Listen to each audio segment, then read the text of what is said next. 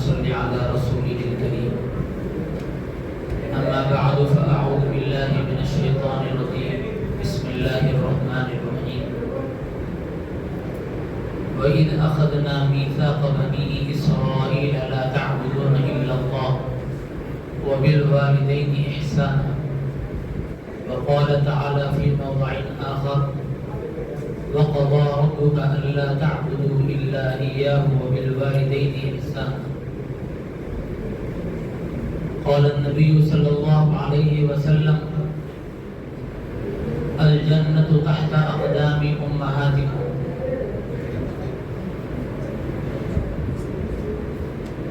وقال النبي صلى الله عليه وسلم: الوالد أوسط أبواب الجنة.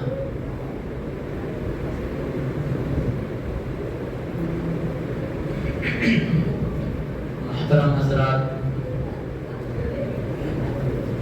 سامعین اور عزیز طلبہ کرام، آپ حضرات کے سامنے میں نے 2 آیتوں کی تلاوت کی ہے اور 2 حدیثیں پڑھی ہیں۔ اللہ تبارک و تعالی نے فرمایا ہے: وَإِذْ أَخَذْنَا مِيثَاقَ بَنِي إِسْرَائِيلَ لَا تَعْبُدُونَ إِلَّا اللَّهَ۔ اور یاد کرو اس وقت کو جب ہم نے بنی اسرائیل سے عہد لیا، لا تعبدون الا اللہ، پہلا عہد ہے کہ اللہ تبارک و تعالی کے سوا کسی کی عبادت نہ کرو۔ وبالوالدین احسانا، اور والدین کے ساتھ احسان کا معاملہ کرو۔ اللہ تبارک و تعالی نے جب اس دنیا کو آباد فرمایا اور بنی نوع انسان کو پیدا فرمایا تو اللہ تبارک و تعالی نے فرمایا کہ لا تعبدون الا اللہ، کہ تمہارے پیدا کرنے والا میں ہوں، اس وجہ سے میری عبادت کرو، کسی اور کی عبادت نہ کرو۔ اسے کہتے ہیں ربوبیت اور توحید۔ اس سے پہلے میں آپ حضرات کے سامنے حضرت لقمان حکیم کے ارشادات جو قرآن مجید کے اندر مذکور ہیں سنایا تھا۔ اس کے اندر بھی انہوں نے اپنے بیٹے سے نصیحت کی تھی: یا بنی لا تشرک باللہ ان الشرک لظلم عظیم۔ اور آج کی اس آیت کے اندر اللہ تبارک و تعالی بنی اسرائیل سے عہد لے رہے ہیں۔ بنی اسرائیل اس کو کہتے ہیں جو حضرت یعقوب علیہ نبینا علیہ السلام کی اولاد سے ہیں۔ حضرت یعقوب علیہ السلام کس کے فرزند ہیں؟ آپ فرزند ہیں حضرت اسحاق کے،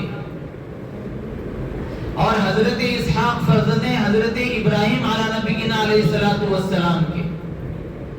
تو بنی اسرائیل آپ کی اولاد کو کہا جاتا ہے، یعنی نبیوں کی اولاد سے کہا جا رہا ہے کہ لا تعبدون الا اللہ، کہ اللہ کے علاوہ کسی اور کی عبادت نہ کرو۔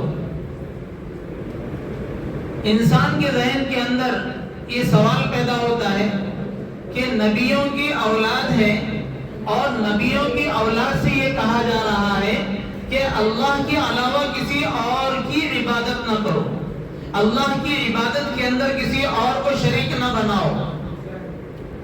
تو معلوم یہ ہوا کہ انسان کے اوپر مختلف احوال آتے رہتے ہیں، مختلف احوال کے اندر انسان دوسرے چیزوں سے اثر لیتا ہے۔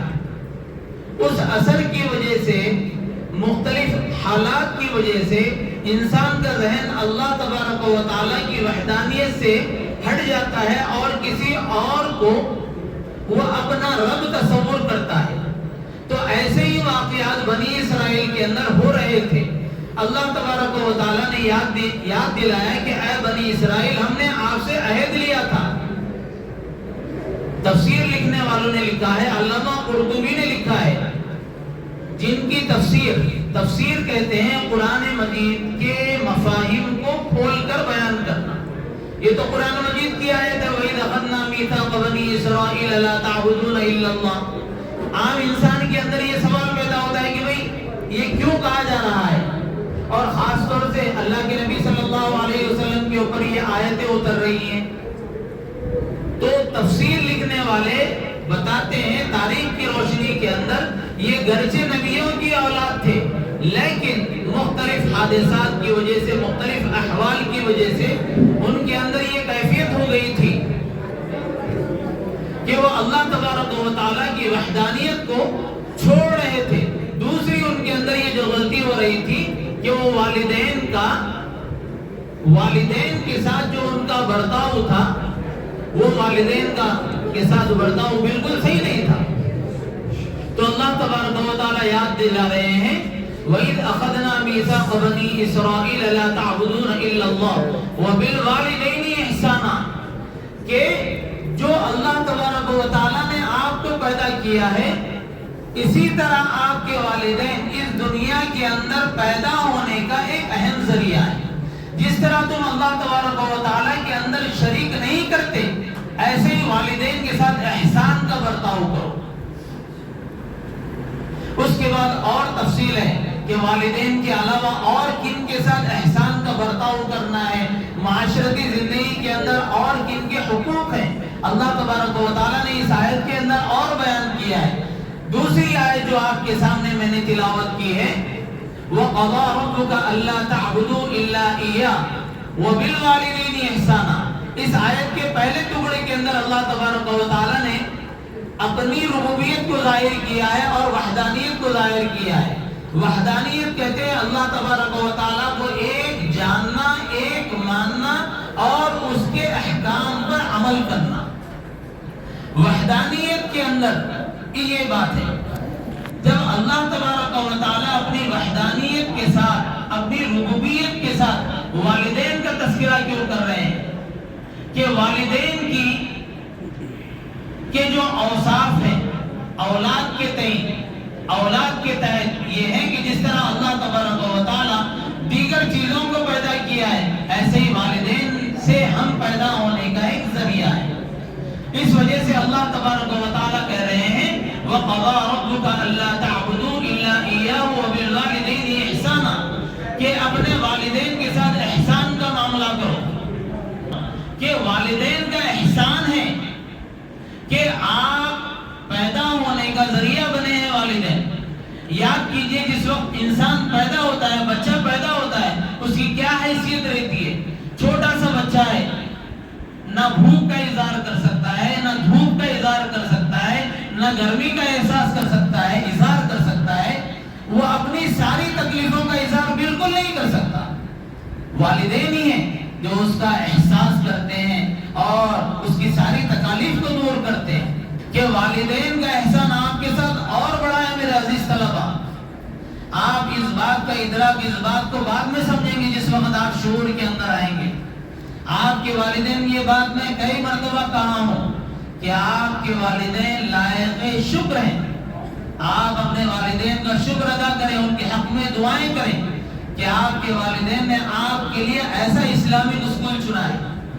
آپ کہیں اور بھی جا سکتے تھے، کئی ہزاروں اسکول ہیں، لیکن آپ کے والدین کے دلوں کے اندر اللہ تبارک و تعالیٰ نے یہ احساس جگایا کہ میرے بچے، چونکہ ہم مسلمان ہیں کہ ہم بچوں کو اسلام سکھا سکتے ہیں، نہ ہمارے پاس اتنا وقت ہے نہ کچھ اور ہے، ہم اپنے بچوں کو اسلامی ماحول میں ڈالتے ہیں۔ اس وجہ سے آپ کو اپنے والدین کا شکر ادا کرنے کی ضرورت ہے۔ اور جب بھی آپ مسجد کے اندر آئیں، اگر آپ کے پاس موقع ہے تو جو ہے 2 رکعت نفل ادا کریں اور اپنے والدین کے حق میں دعا کریں۔ یہ خاص طور سے کہہ رہا ہوں، آپ کو معلوم نہیں ہے سوسائٹی کا ماحول کیا چل رہا ہے۔ والدین، آج بچے اپنے والدین کی کتنی نافرمانی کر رہے ہیں، آپ کو احساس نہیں ہے میرے عزیز طلبہ۔ ابھی آپ چھوٹے ہیں، جب آپ 21 سال 22 سال کے ہو جائیں گے تو آپ کو احساس ہوگا کہ ہمارے والدین نے ہمارے ساتھ کتنا بڑا احسان کیا تھا کہ ایک اسلامی ماحول دیا تھا۔ اسلامی ماحول کا بہت بڑا فرق پڑتا ہے۔ کل میں ایک کتاب پڑھ رہا تھا، حضرت مولانا علی میاں مفکر اسلام ہے، ان کی کتاب کے اندر یہ اقتباس تھا کہ انسان کو اپنے اسلامی ماحول سے کاٹنے کے لیے صرف اس کی زبان بدل دیجیے آپ۔ آپ آج سے اگر ایک 20 سال 30 سال پہلے چلے جائیں گے، یعنی جس وقت ہم آپ کی عمر میں تھے، تو انگلش کا بول بالا تو نہیں تھا۔ اکثر بچے جو ہے گورنمنٹ اسکول میں پڑھتے تھے اور وہاں پر اردو ایک اہم زبان پڑھائی جاتی تھی، لیکن آج دیکھ لیجیے آپ، اردو الا ماشاءاللہ کہیں اور پڑھائی جا رہی ہے۔ اردو اس لیے کہہ رہا ہوں کہ قرآن مجید کا جو علوم ہے، قرآن مجید کا جو علم ہے، وہ عربی زبان کے بعد سب سے زیادہ اردو زبان کے اندر ہے۔ جب انسان کو ایک زبان سے کاٹ دیا جائے، اب آپ کو کہیں کہ بھئی قرآن مجید کا جو ہے ٹرانسلیشن ہے، آپ اسے اردو میں پڑھ کے سمجھائیے، آپ نہیں سمجھا سکتے۔ اور ہندی کے اندر وہ مفہوم ادا نہیں ہو سکتا، انگلش کے اندر وہ مفہوم ادا نہیں ہو سکتا، ہم سمجھ نہیں سکتے، اس لیے کہ آپ کی اور میری جو زبان ہے، مادری زبان، وہ اردو ہے۔ اردو کے اندر جو احساسات آ سکتے ہیں، جیسے ہم کہتے ہیں آپ کھانا کھا لیے، تو ہم بولتے ہیں نہیں کھائے، چلو جی جائیں گے وہاں پہ چائے پی کے، ارے نکو بھائی، نکو کے اندر جو ٹیسٹ ہے نا، وہ نو کے اندر نہیں ہے۔ کیوں؟ آپ کی اور میری زبان، مادری زبان اردو ہے۔ خیر، میں اپنے ٹاپک سے ہٹ رہا ہوں۔ تو اللہ تبارک و تعالیٰ نے فرمایا کہ اپنے والدین کے ساتھ احسان کا معاملہ کرو۔ والدین کے ساتھ احسان کا معاملہ کیسے ہوگا؟ اس کے بعد اللہ تبارک و تعالیٰ نے اس کی تشریح فرمائی، وَقَضَىٰ رَبُّكَ أَلَّا تَعْبُدُوا إِلَّا إِيَّاهُ وَبِالْوَالِدَيْنِ إِحْسَانًا إِمَّا يَبْلُغَنَّ عِندَكَ الْكِبَرَ، کہ احسان کا معاملہ کرتے رہو، والدین جو حکم دے رہے ہیں اس کو بجا لاتے رہو۔ جب آپ کی عمر بڑی ہو جائے گی، اب تو ہم والدین کے احسان تلے ہیں، ہم والدین کے احسان تلے ہیں، اس وجہ سے والدین جو کہیں گے ہم کر لیں گے، اور کرنا بھی چاہیے۔ لیکن اگر ہم سمع و طاعت والدین کی بات کو اگر ہم اس احساس کے ساتھ کریں گے کہ اللہ تبارک و تعالیٰ کا یہ حکم ہے کہ میں والدین کے حقوق کو بجا لاؤں، اس وجہ سے والدہ میری اور میرے والد صاحب اور میرے دادا دادی اور میرے نانا نانی جس بات کا حکم کرتے ہیں، میں اس وجہ سے عمل کر رہا ہوں کہ یہ میرے رب کا حکم ہے۔ تو یقین مانیے، دو بھائی ہیں، ایک بھائی والدین کے احکام پر عمل کر رہا ہے اور ایک بھائی جو ہے والدین کے احکام پر عمل نہیں کر رہا ہے، تو ان کی زندگی کے اندر بہت فرق ہو جاتا ہے۔ حدیث کی روشنی کے اندر کہہ رہا ہوں، جو والدین کی خدمت کرتا ہے، اللہ تبارک و تعالیٰ اس کی نسل کو ایسے پیدا فرمائیں گے کہ اس کی اولاد بھی اس کی خدمت کرے گی، اس کی اطاعت کرے گی۔ اور جو والدین کو ستاتا ہے، نقد انعام بتا رہا ہوں، جو والدین کو ستاتا ہے، اللہ تبارک و تعالیٰ اس تک موت کو نہیں لائیں گے جب تک کہ اس کی اولاد اس کو بھی ستائے گی۔ یاد رکھو یہ بات۔ اگر ہم کسی کا بیڈ نیم رکھتے ہیں، اللہ تبارک و تعالیٰ اس وقت تک موت نہیں دیں گے ہمارے کو جب تک کہ کوئی پیدا ہوگا جو ہمارا بھی غلط نام رکھے گا۔ اگر ہم کسی کے اوپر الزام لگاتے ہیں، کیا الزام لگاتے ہیں؟ کوئی بھی الزام لگاتے ہیں کہ بھائی یہ جھوٹے ہیں، یہ بے نمازی ہیں، یہ فلاں ہیں، یہ تو غیبت کرتے ہیں۔ اگر میرے اندر وہ صفت ہے، اگر میں نماز نہیں پڑھتا ہوں، اگر میں گناہ کرتا ہوں، تو یہ جو ہے غیبت میں آئے گا۔ کیوں؟ کہ یہ میرے اوصاف ہیں، آپ بالکل صحیح کہہ رہے ہیں، لیکن اگر میرے اندر یہ اوصاف نہیں ہے، میں نماز کا پابندی ہوں، میں حق بولتا ہوں، میں سچ بولتا ہوں، میں والدین کی خدمت کرتا ہوں، لیکن آپ یہ بول رہے ہیں یہ جو صاحب ہے نا، والدین کو بہت ستاتے بھائی، یہ کیا ہے؟ یہ بہتان ہے، الزام ہے۔ تو حدیث کی روشنی کے اندر کہہ رہا ہوں کہ کوئی وقت آئے گا کہ میرے اوپر بھی یہ الزام لگے گا میرے مرنے سے پہلے۔ تو والدین کی خدمت کا نقد انعام یہ ہے کہ اللہ تبارک و تعالیٰ اس کو دنیا کے اندر ترقی دیتے جاتے ہیں، اور جو والدین کی نافرمانی کرتے ہیں، اللہ تبارک و تعالیٰ اس کو طرح طرح کی بیماریوں کے اندر، طرح طرح کی الجھنوں کے اندر ملوث رکھتے ہیں. احساس نہیں ہوتا، احساس نہیں ہوتا. لیکن اگر آپ اس کی تہ میں جائیں، اس کی حقیقت میں جائیں تو یہ گناہ شامل ہوتے ہیں. اگر میں نماز نہیں پڑھ رہا ہوں، نعوذ باللہ نہیں بولنا چاہیے، اگر میں نماز نہیں پڑھ رہا ہوں تو یہ میرا معاملہ، میری نماز کا معاملہ میرے اللہ سے ہے. میرا اللہ مجھے معاف بھی کر سکتا ہے. لیکن اگر میں والدین کی نافرمانی کرتا ہوں تو اللہ تبارک و تعالیٰ نے کہا ہے، اللہ کے رسول نے کہا ہے کہ اس کو دنیا کے اندر ستایا جائے گا اولاد کے ذریعے. ایسے کئی ایک واقعات ہیں کہ لوگ ستائے جاتے ہیں، ان کی اولاد سنتی نہیں. انہوں نے بہت پڑھایا، آکسفورڈ کے اندر بھیجایا، آسٹریلیا بھیجایا، امریکہ بھیجایا اپنی اولاد کو، لیکن بھائی پریشان ہیں. کیا بتائیں، کئی لوگ ہم سے کہتے ہیں کہ ان صاحب بچے سنتے نہیں، نافرمانی کرتے ہیں. بھائی آپ نے بچوں کو دیا کیا؟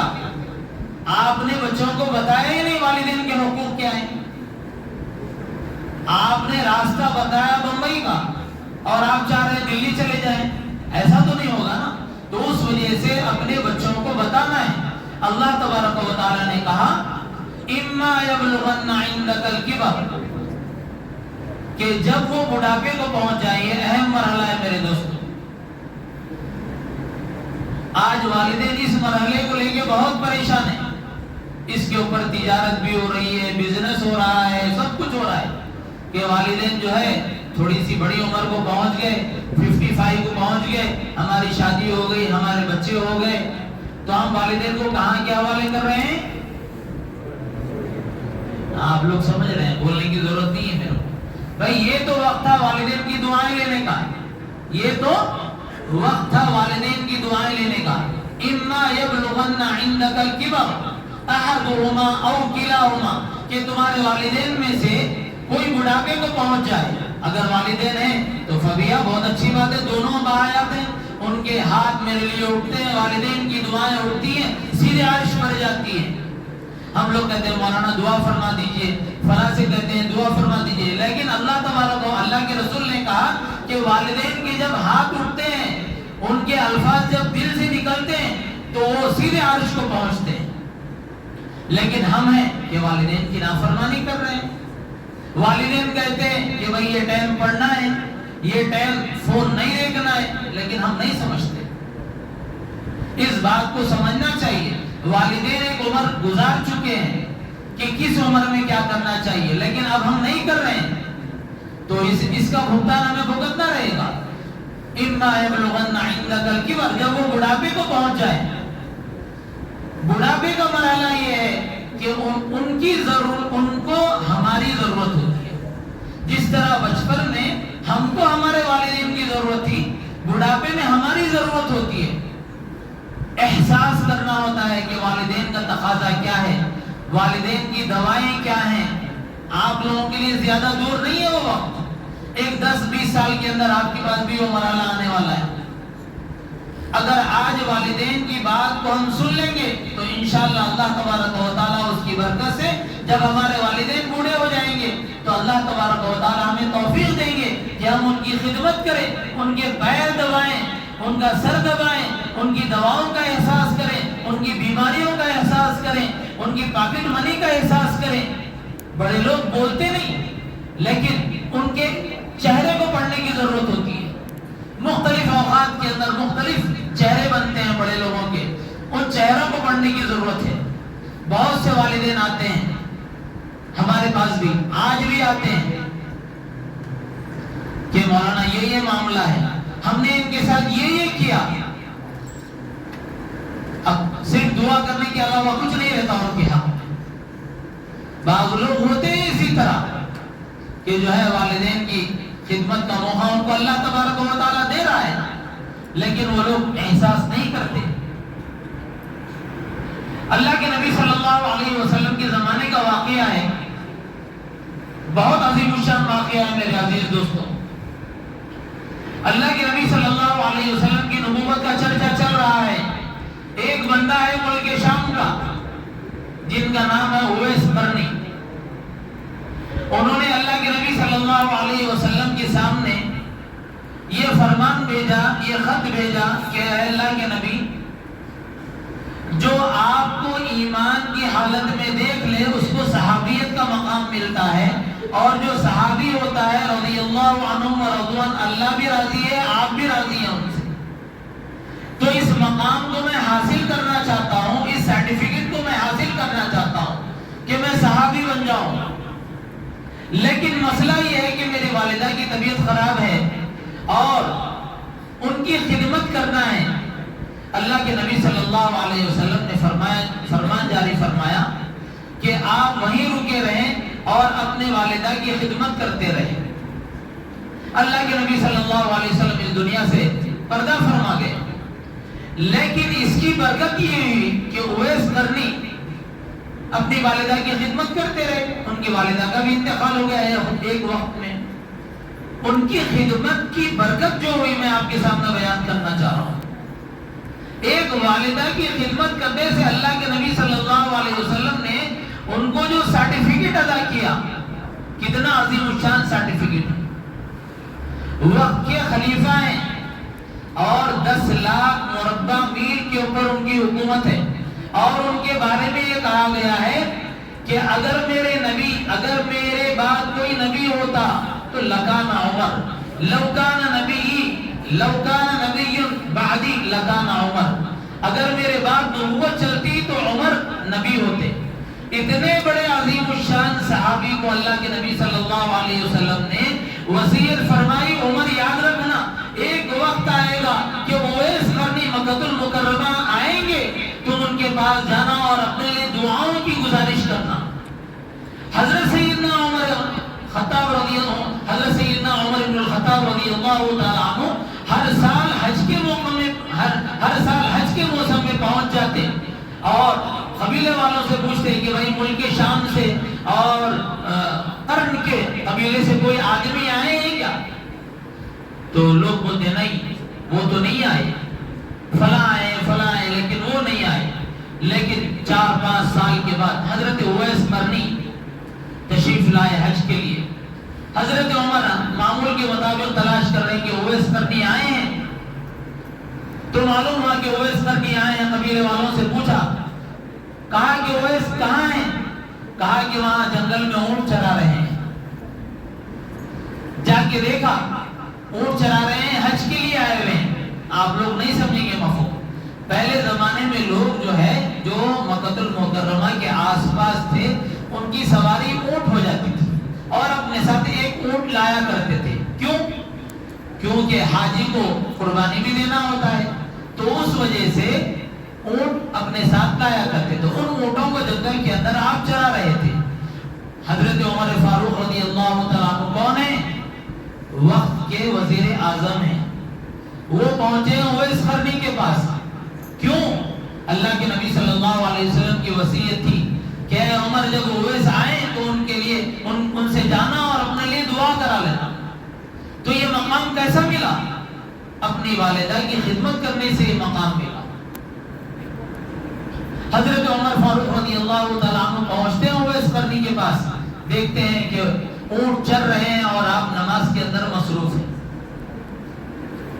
نماز پڑھنے کا انتظار فرمائیں۔ حضرت عمر رضی اللہ تعالیٰ عنہ پوچھا، حضرت اویس نے حضرت عمر سے پوچھا کہ بھائی کون ہو؟ انہوں نے کہا کہ اللہ کا بندہ ہوں۔ اگر کہتے کہ میں عمر ابن الخطاب ہوں، خلیفہ وقت ہوں، تو پریشان ہو جاتے ہیں۔ انہوں نے کہا، حضرت عمر نے فرمایا کہ میں اللہ کا بندہ ہوں، میرے حق میں دعا فرما دیجئے۔ انہوں نے کہا کہ آپ اپنا نام بتائیے۔ انہوں نے کہا کہ میرا نام عمر ابن الخطاب ہے، تو فوراً کھڑے ہو گئے اور کہا کہ آپ امیر المومنین ہیں اور میرے سے دعا فرما رہے ہیں۔ تب اللہ کے نبی حضرت عمر رضی اللہ تعالیٰ عنہ نے فرمایا کہ آپ کا یہ مقام اتنا اونچا ہے کہ وقت کے خلیفہ کو اللہ کے نبی صلی اللہ علیہ وسلم کی وصیت تھی کہ آپ جب مکہ المکرمہ تشریف لائیں تو میں آپ سے دعا کرا لوں، آپ میرے حق میں دعا فرما دیجیے۔ تو میرے عزیز دوستو، یہ مقام ہے والدین کی خدمت کا۔ اما یبلغن عندک الکبر احدہما او کلاہما فلا تقل لهما اف، کہ والدین کو اف تک نہ کہو۔ یہ بڑھاپے میں نہیں ہے میرے دوست، یہ جب ہم پیدا ہو گئے تب سے لے کے مرنے تک ہے اف نہ کہنے کا۔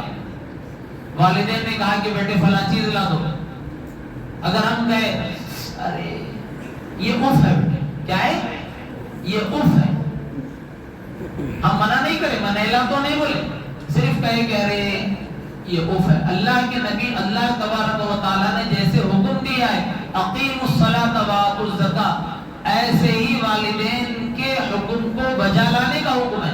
اگر آپ والدین کو اف کہہ دیتے ہیں کہ نہیں میرے کو کام ہے، تو آپ گناہگار ہوں گے، آپ گناہگار ہوں گے۔ وہ بھی کون سے گناہگار ہوں گے؟ گناہ کبیرہ کے مرتکب ہوں گے۔ گناہ کبیرہ ہے والدین کے حکم کو ٹالنا۔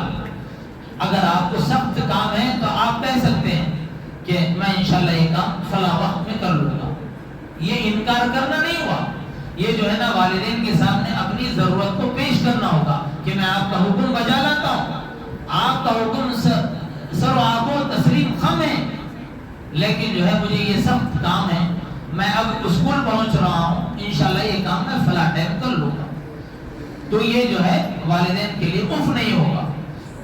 فلا تقل لهما اف ولا تنهرهما وقل لهما قولا كريما۔ تیسرا حکم یہ فرمایا ولا تنهرهما، والدین کو ہرگز جھڑکی نہ دینا۔ اب تو ہم جھڑکی نہیں دیں گے والدین کو، اس لیے کہ اب جو ہماری عمر ہے وہ جھڑکی دینے کی حکم نہیں ہے۔ اگر اس عمر میں اگر ہم جھڑکی دیتے ہیں تو استغفر اللہ، بہت بڑے گناہ کی بات ہے۔ اللہ تبارک و تعالیٰ نے فرمایا کہ وَلَا تَنْهَرْهُمَا، والدین کو ہرگز جھڑکی نہ دینا۔ جھڑکی کب دیتا ہے انسان؟